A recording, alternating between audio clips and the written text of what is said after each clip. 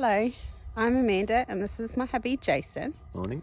So it's Sepsis Awareness Month in September. Sepsis is your body's life-threatening response to infection. The video is about me and Oscar's sepsis journey. It all began in November 2017 when I was pregnant with Oscar, about 29 weeks, and I got an E. coli infection. Yeah, I went to the doctor and was on a course of antibiotics before Christmas, and then I went to the doctor after Christmas because I still was not well. The doctor said that the E. coli had spread from my bowel to my bladder and possibly into my kidney, and so he put me on trimethoprim and told me if the pain got worse that I needed to go to hospital. So around the end of December, the pain got worse, and one evening I woke up with incredible pain. I went and hopped into the shower because I thought it was just something to do with the baby and maybe it would settle down if I had a shower. Took some Panadol, and the shower didn't work. The Panadol didn't work and the pain was getting more intense. So I woke my hubby up and we organised someone to look after the kids and we went to the hospital. And by the time we got to the hospital, I could hardly walk then, couldn't I? No. And I remember having to go to the bathroom and Jason having to help me get to the bathroom. The pain was debilitating. It was incredibly intense. I think they then put me on morphine. That they did some scans and they found that my kidney was so swollen. It's probably twice the size, wasn't it? Yeah. And the urethra that was going to that particular kidney on my right side was blocked. So they said the only solution that they had was to put in a nephrostomy, which is a tube that drains your kidney. So I was scheduled to have that done immediately. It was a very strange operation because you had to stay awake during the procedure. I think it was more the fact that they didn't want to put you out because you were pregnant. The risks associated with being pregnant. Jason had to go home. That evening I deteriorated, and the hospital I was in at the time did not have a urology ward, so they were referring to a more specialised hospital who said that they should transfer me there. So that evening I was put on morphine and put into an emergency ambulance and transferred to Auckland Hospital. I was put into a maternity ward at Auckland Hospital. That's an important point because this is what the problem was. I was not treated in a urology ward, I was treated in a maternity ward because I was pregnant. I was still deteriorating. And did they ring you and say? Yeah, they told me to come up. A nurse that I think saved my life a few times, Emmanuelle was her name, she identified that I was going septic. She could tell from my obs that I was deteriorating and that I needed to get into the ICU. Yeah, you were pretty messed up. I think my brother was there. There was apparently a room full of doctors, but I don't remember any of them. I distinctly remember losing feeling in my hands. You had a nurse in the room every minute of the time. They rolled out the crash carts.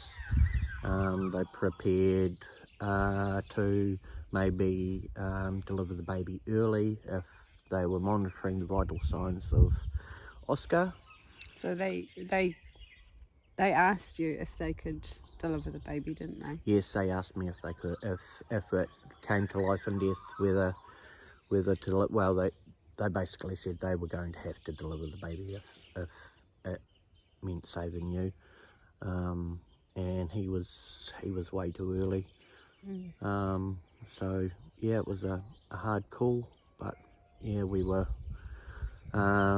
We were bucketing ice over her. Her temperature had just gone off the scale, and My blood pressure dropped incredibly low, hadn't it? yeah, and just was in major septic shock.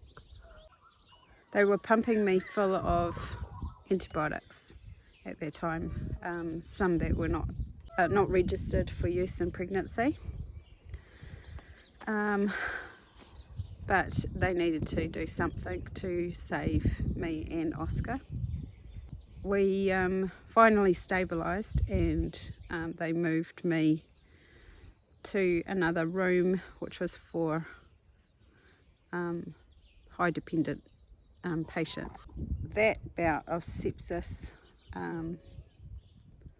came under control, and they decided that it was safer if we didn't leave the hospital until the baby was born. So it wasn't due for another month and a half. Yeah.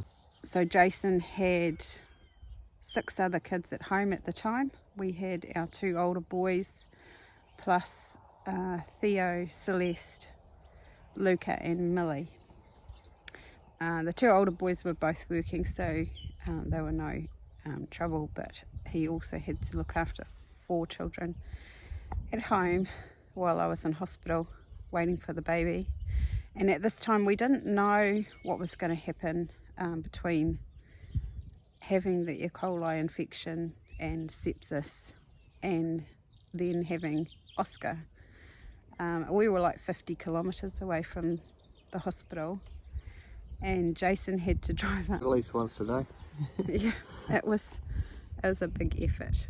He had to get the kids to school and then drive up, see how I was doing, and then go home and look after the kids for the evening. There was times when the hospital said I could just go down to the park and have a coffee and go out with the children. I wasn't allowed to leave the vicinity, but I was allowed to leave the actual hospital and just go downstairs and have some normalcy. At this stage I wasn't able to walk. I was in incredible pain. The only way I could get downstairs with all the movement was having doses of oxytocin before I left my room, and then having some more when I got back. The nephrostomy meant I had a permanent urine bag attached to my leg. I was in a wheelchair with a urine bag attached to my leg. Then sometime after that I got another infection. They don't actually know what it was. I may have got a blood clot from sitting in a hospital bed for too long. They rang Jason to come back up. I was deteriorating again. They took me for a CT scan to find out if there was a clot. At this stage I was in intense pain again. I thought my head was going to explode. My kidney was so painful. All I could do was lie down on a hospital bed. I was groaning. They did a CT scan of my leg because there was pain in my leg or something? Pain in your leg and lack of circulation. So they didn't find any particular clot. It may have passed. It didn't end up anywhere and didn't cause a problem. So I was on another bout of antibiotics again for sepsis because I'd gone septic again. So after about 6 weeks of being in the hospital, I'd been telling them that they should change the dressing around my nephrostomy. But they kept leaving on this hard plastic piece, I'm not really sure what to call it, that Middlemore had put on when they first did the nephrostomy, and they did not change that at all. The maternity staff thought it was part of the nephrostomy and were reluctant to remove it, and no one from the urology ward would come up and change my dressing, so they didn't know what it was.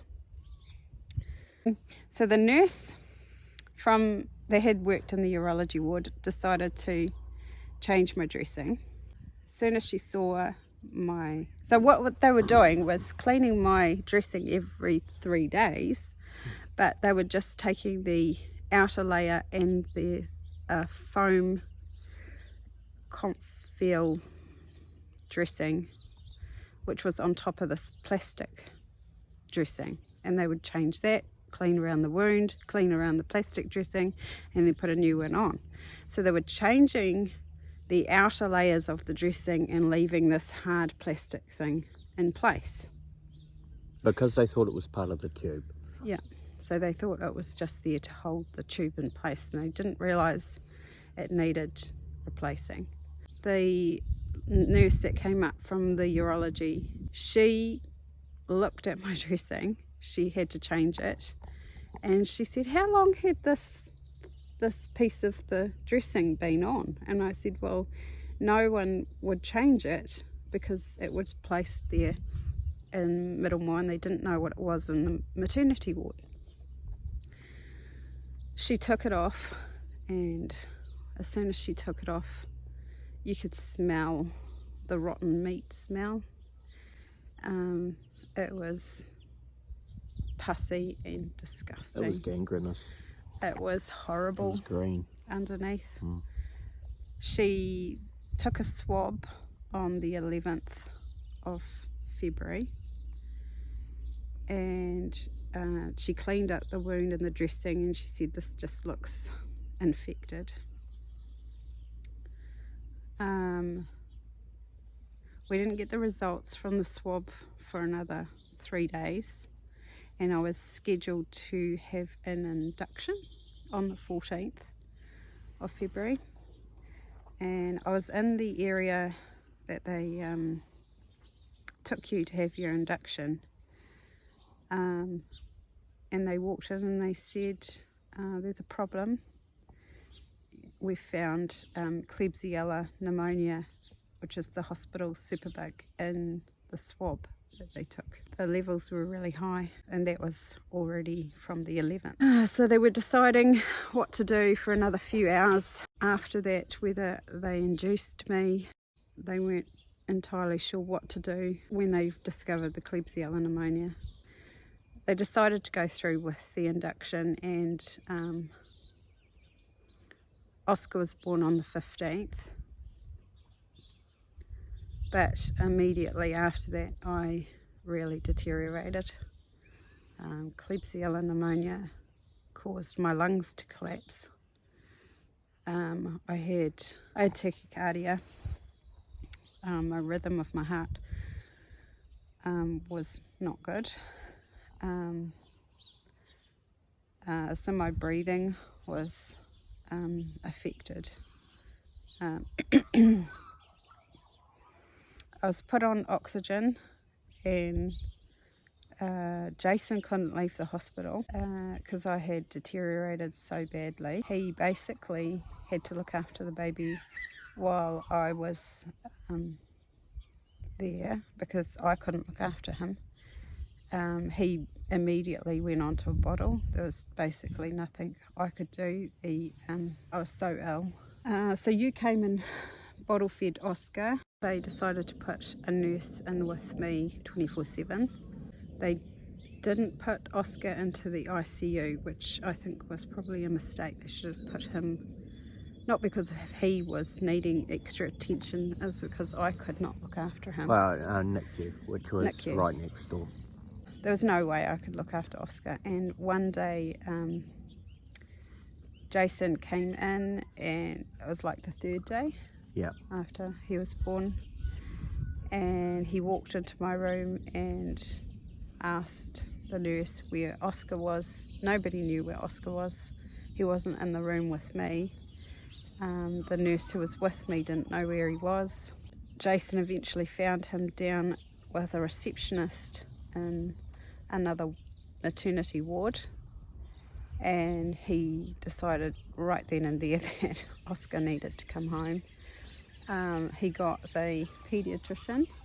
Because even though he was in the maternity ward, he had been assigned a paediatrician from the NICU, and I requested that he come up and look over Oscar immediately. He was unchanged, he was soiled. He had a nappy rash. He had nappy rash, he hadn't gained any weight. He hadn't, his weight had continually dropped from the day, from birth, which is normal, but after about the third day they meant to start putting their birth weight back on.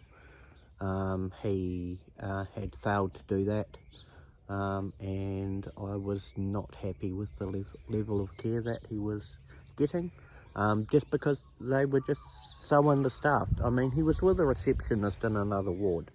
They were doing the best they could, but he was my son. I walked in the hospital and no one knew where he was, couldn't find him. It took me half an hour to track down where he actually was. And they couldn't tell you when he'd last had a feed or when his nappy was last changed, and his nappy was full of poo and his bottom was red.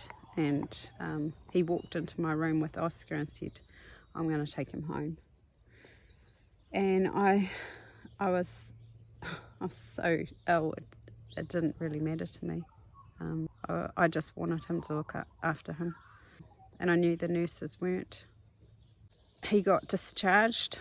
Jason took him home. Begrudgingly, the paediatrician came and looked him over, realised he wasn't gaining weight, but he had never ever released a baby into the care of a father to leave the hospital.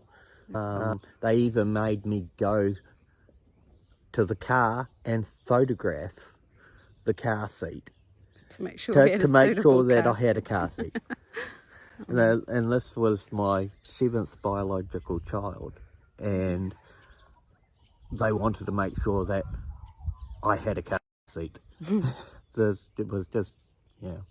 And I was to report to our midwife by lunchtime the following day to ensure that he was gaining weight, which was quite farcical because in hospital he wasn't gaining weight. So I was meant to do what basically they couldn't. So I turned up to the midwife the following day, and he'd gained 135 grams, and that was round the clock feeding. Alarm was set every 3 hours. Got up, fed him, changed him, popped him back to bed. 3 hours later, did exactly the same thing again, and basically continued that on until Amanda got home. So because he had all these midwife appointments and 6 other children at home, there was no way he could get back up to see me in the hospital. So from that point on, I basically was by myself in the hospital, just having given birth to a newborn baby who I couldn't look after, and deteriorating from the Klebsiella pneumonia. Klebsiella pneumonia has a 50% survival rate, and I didn't know that at the time, but it's a pretty severe superbug, and I went septic again from Klebsiella pneumonia through my kidney. They finally moved you into urology. That was so the night that Jason took Oscar home, they finally released me from maternity and put me in the urology ward. but at least in the maternity ward they had a lot more caring, sensitive nurses. And the urology ward, they were quite harsh, quite hard, and used to dealing with men, because urology tends to be a lot of men with prostate problems. And here I am, a woman that's just given birth to a baby, being sent to a urology ward, and I felt quite depressed. I cried a lot in that ward. I missed Jason and the baby. I remember distinctly one time, one of the nurses that was supposed to be looking after me, she came in to do my obs, and I said, I think my temperature's going up, and she took it really quickly and she said, no, you're fine. She didn't take any other obs at the time, and she left, and I got myself out of bed and took my own temperature, because she'd left all the equipment there, and my temperature was 38, and I rang the bell and I said to her, can you get me the doctor? And she got the doctor. I told her to leave because I didn't want to talk to the doctor in front of her, and I said that she hadn't been doing full sets of obs. He said he would get a nurse to come in and take my temperature. So he got her to come back in, take my temperature, and by that time it had gone to 39, and he got her to take a full set of obs, and by that time I was septic again. So sometimes you have to be your own advocate if you know that you're not well. They had two crash carts and 2 teams of 4 stationed outside her room, and over the space of 3.5 months she coded 16 times. Sometimes when our friends were up visiting. Yeah, so we had my pastors from my church decided that it would be a good idea to come and see me, see how I was doing, and the moment that they arrived, Emmanuel, the nurse that saved my life a few times, had called an adult code red, and all the doctors descended upon my room, and they weren't allowed in, so they sat out in the waiting room and prayed for me. I think from that point on they realised just how sick I was, and the church was amazing. They delivered meals for Jason and the kids almost every day for a 3-month period. I don't think we could have survived that whole period without them. Towards the end of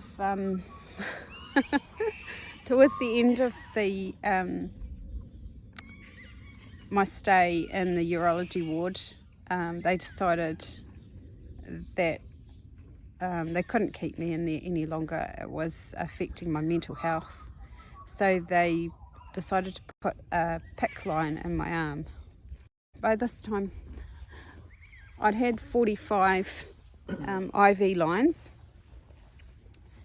and my veins were collapsing, and they were finding it really difficult to get an IV into my arms, and they'd tried inside my on my inner arm, my elbows, my hands,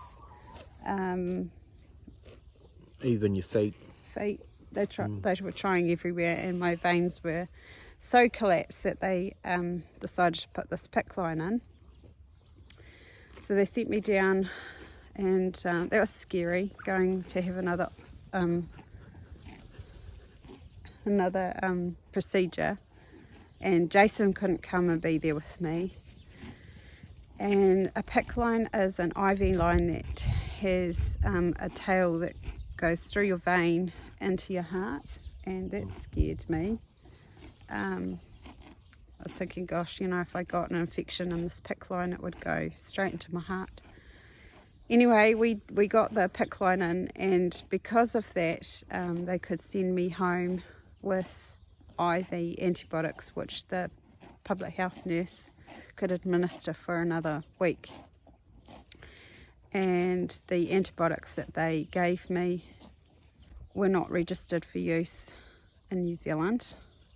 So they had to give them to me at the hospital, and they said they were worth like $6,000 just for that course of antibiotics. Not something I could just pick up at the chemist. So Yeah, it was about $1,200 a dose. yeah, about mid-March before I got home, and I was still very sick. Could hardly walk to the toilet. They gave us a little seat that I could sit on to have a shower, and I really still couldn't look after Oscar, and I had to, the whole time I was in the urology ward, I had to pump and dump, so because I could not feed Oscar with the milk I was producing. It was full of antibiotics that he couldn't take. So to keep my milk supply going, it was really difficult. And even after I got home, I still could not feed Oscar because I was still having IV antibiotics. Still Jason having to feed Oscar for the first Couple of months of his life. So after giving birth to Oscar, I didn't get home until another 10 days later. But I was so relieved to be home. And I went home with the nephrostomy in place and the urine bag attached to my leg still. And the PICC line. Yeah, and the PICC line. So the public health nurse would come every day and check my nephrostomy and my PICC line and administer the antibiotics for another 3 weeks, wasn't it? 2 weeks? No, actually it came for 3 weeks. The antibiotics was a 1 week course. Yeah. So they removed my PICC line, but they said they still could not remove the nephrostomy. They did a scan, and the swelling on the kidney wasn't down enough to remove the nephrostomy safely. Yeah, it wasn't until our wedding anniversary, and they took out the nephrostomy, that night I started getting temperature and pain in my kidneys, so we went to the hospital and they put me on another course of IV antibiotics overnight. So it was a great anniversary, wasn't it? They gave us a room with a really, really good view. Come on.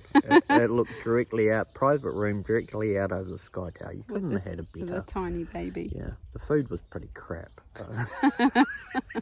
Oscar and I were lucky to survive sepsis.